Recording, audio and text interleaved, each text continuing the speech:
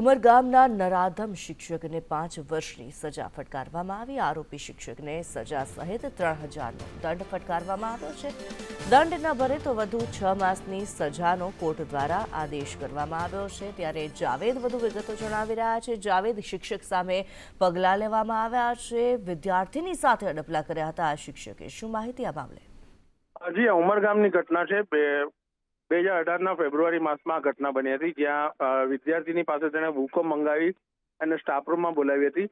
જો કે અન્ય એક વિદ્યાર્થીને પરત મોકલીને આ વિદ્યાર્થીને રૂમની અંદર દરવાજો બંધ કરીને એને એની સાથે જે છેડછાડ કરી હતી તે બાબતે વિદ્યાર્થી ગભરાઈને શાળાએથી નીકળી પોતાના ઘરે જઈને સમગ્ર હકીકત જણાવી હતી। જો કે તે બાદ તેની શિક્ષકની ધરપકડ પણ થઈ હતી અને જે છે શિક્ષકના આ કેસમાં હાલ જે છે વલસાડ કોર્ટે એક ચુકાદો આપ્યો છે। તે 5 વર્ષની સજા ફટકારી છે અને 3000નો દંડ ફટકાર્યો છે।